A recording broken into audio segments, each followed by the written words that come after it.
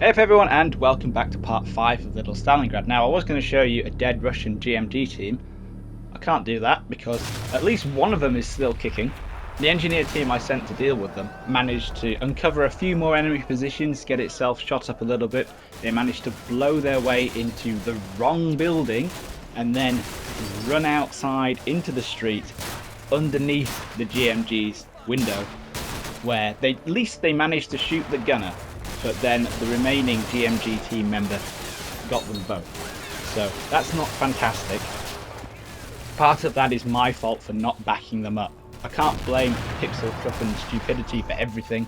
This is part of the problem that I've got with this approach I've chosen. If you look at my two thrusts on the right, where I'm mouse holing up through these buildings, I'm going to start getting into trouble because I'm advancing on a very narrow front and it's very difficult to mass forces at the pointy end. I've actually been making the most progress on my left, and this is because you have this kind of complementary arrangement between the two platoons.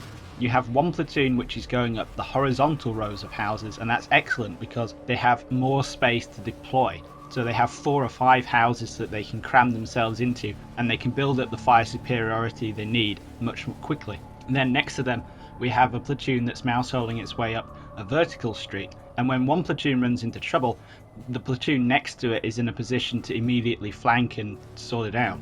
On the right, I've got my 2 mouse holding platoons. They're moving up, but they're kind of separated, they're not supporting each other, and when one runs into trouble it's pretty much on its own, so that was a mistake.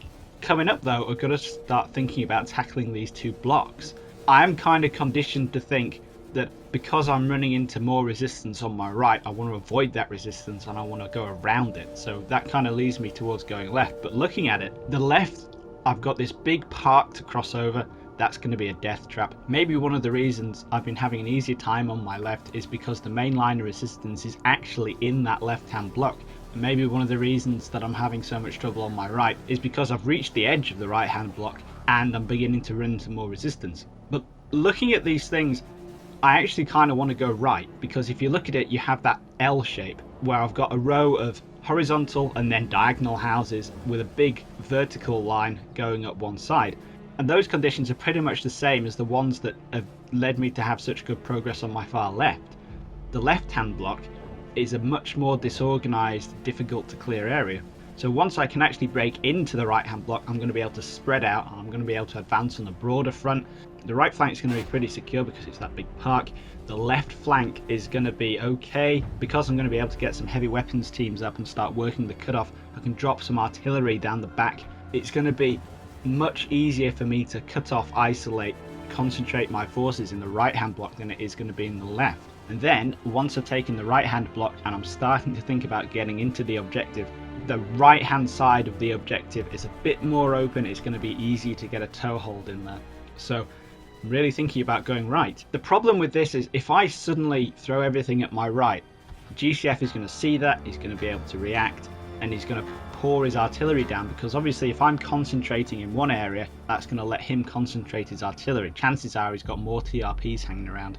He's going to be able to do some interdiction fire, slow my forces from getting up through the mouse holding lines, and I want to avoid that, so I'm going to have to make some demonstrations, do some feints, keep the pressure up across the board in order to take some of the pressure off that right hand push. So it's getting a little bit more tactical now, and we'll see how that ends up.